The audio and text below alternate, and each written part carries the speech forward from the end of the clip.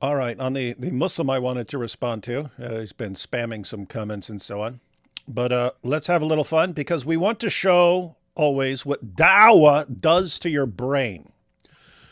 And watch him. Watch him either not answer or run. He's been posting various comments on various issues. Let's go ahead and we'll give him an easy one. Adizz. Oh gosh, it's him.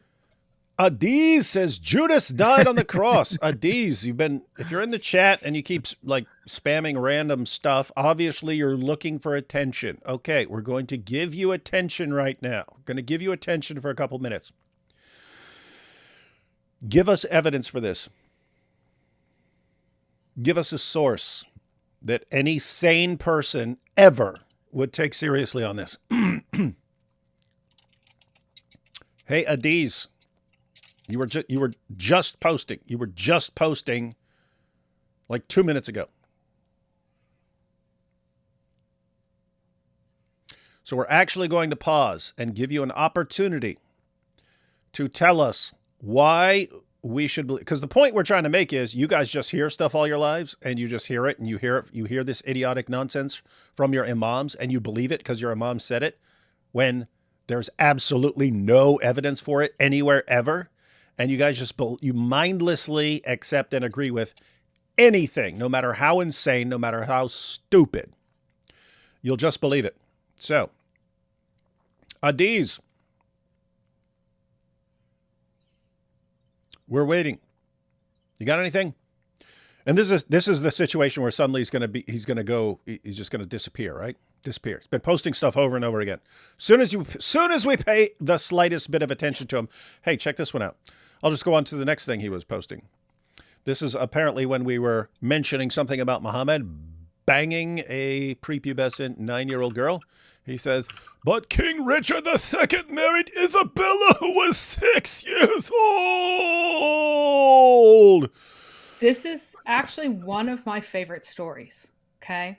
Because it shows how depraved Muhammad was in comparison to a random English king who were no means the standard of morality, right? Yeah. In other words, just to be clear, if we had said King Richard II married 1,000 one-year-old babies and was an axe murderer, would that be some huge problem for people who do not believe in him, do not accept him as a source of divine revelation, do not accept him as a pattern of conduct? Would it be remotely relevant to anything we believe? Nope. That's right. Did you catch that? Did you catch that? Adizz? Adizz, did you catch that? We don't, again, just to be clear, a random king could be an axe murderer and the sickest pervert ever. What would that have to do with us? Do you think that we approve of everything every king has ever done? And if you were to point out this king did this, we would go, oh my goodness, if a king did that, then we just think it's okay. We have to say it's okay. Do you think that, guys, this is not about Adizz here. We're trying to make a point about what dawah does to your brain. They are programmed to post meaningless responses because their community accepts any stupid, idiotic response as a decisive refutation. But just check this out. So, ready? Look. Yep. Look at this. Ready?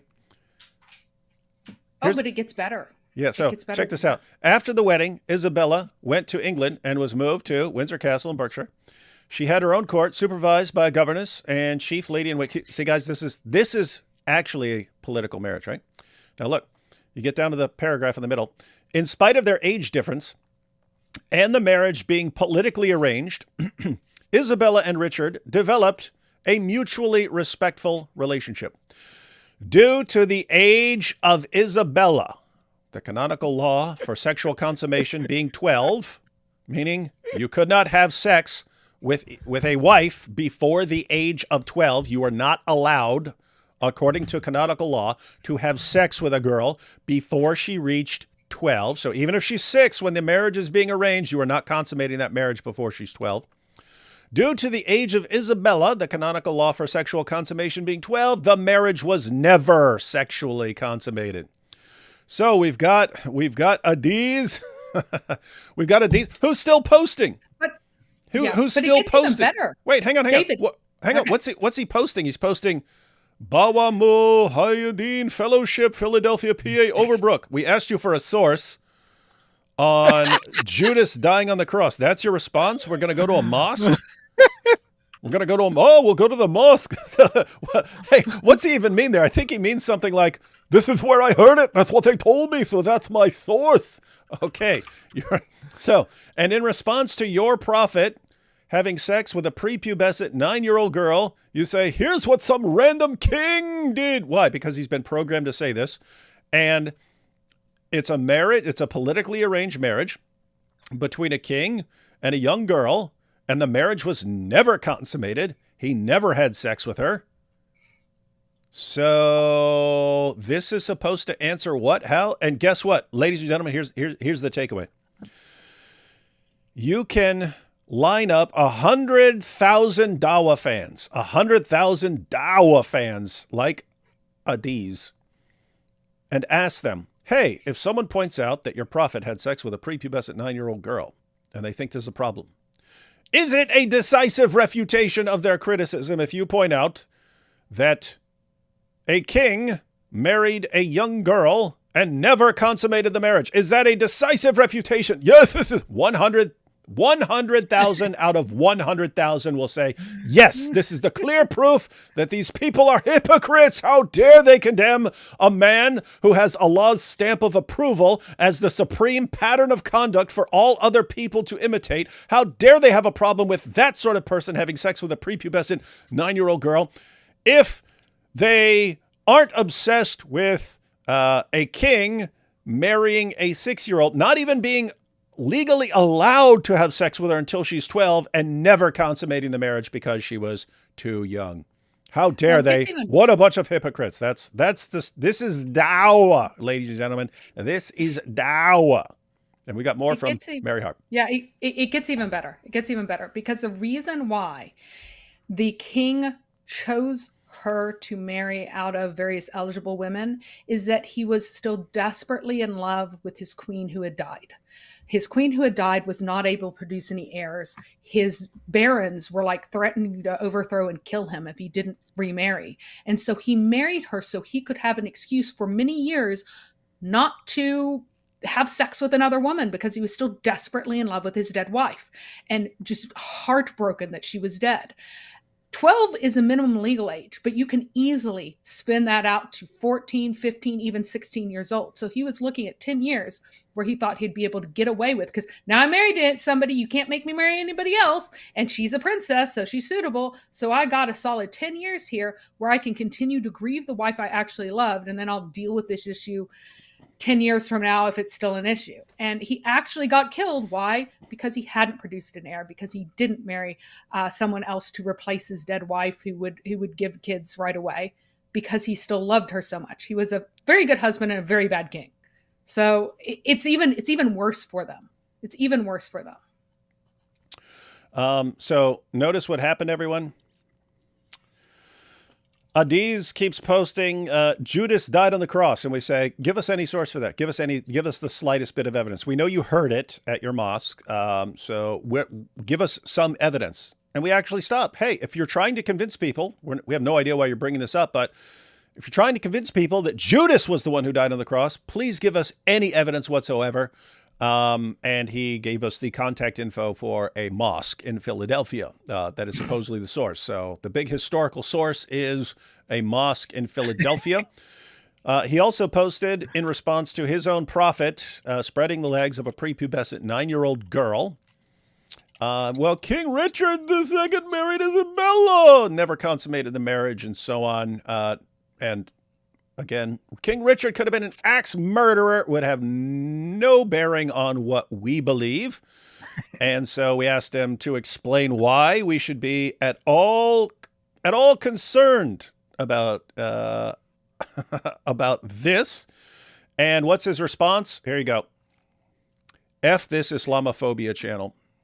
That's the response. And he followed that up with, you will all answer to Allah. And that, guys, that's dawah. That's dawah. Let me make an idiotic claim that I cannot possibly defend historically. And you say, oh, okay, give us a source. Well, what about Queen Isabella? What about that? Okay, what about that? Let's take a closer look at the story and show how it has nothing to do with anything you're bringing up. What's the response? If you the tenth to channel, you will all answer to Allah. Welcome to 40 generations of first cousin marriage, ladies and gentlemen. This is what we're supposed to take seriously. Guys, I just want to point out, this is dawah. Dawah doesn't get any better than this. This is what dawah is. It's just they've been going around running their mouths, and they look for ignorant people and stuff, and this is it, man. And they wonder why they've got an avalanche of apostasy right now. My goodness, what a joke. He did give the name of his sheikh there at the end, which according to the Quran, when you're taking the words of a human being as gospel or as absolute truth, I guess I shouldn't say gospel, but as absolute truth, you are worshiping them as God. So I guess Adizz Nuts here is saying that his sheikh is his God. Yeah. And I mean, just think about how insane that is. Like, even aside from the issue of him taking a man as his source of divine revelation and so on, he's saying, hey, I got it from this guy. And he takes that as just authoritative, even though we're pointing out, give us any actual evidence for it. What's that mean? It means he mindlessly accepted it without asking for any evidence ever. That's it, right? That's how this stuff about like perfect preservation and scientific miracles, that's how this stuff gets passed on. They're trained all their lives. Believe whatever your imam says. No, under no circumstances do you ask for evidence. Under no circumstances do you ask for a source. If you do, you're basically behaving like the unbelievers, like the kuffar. How dare you mindlessly accept any idiotic nonsense that comes out of that guy's mouth? And don't you dare challenge it. Don't you dare question it. And then that's supposed to impress us. And he's like, well, why don't you do the same thing? You could go to the same guy and mindlessly believe him. What a joke, man. Welcome to Dawah.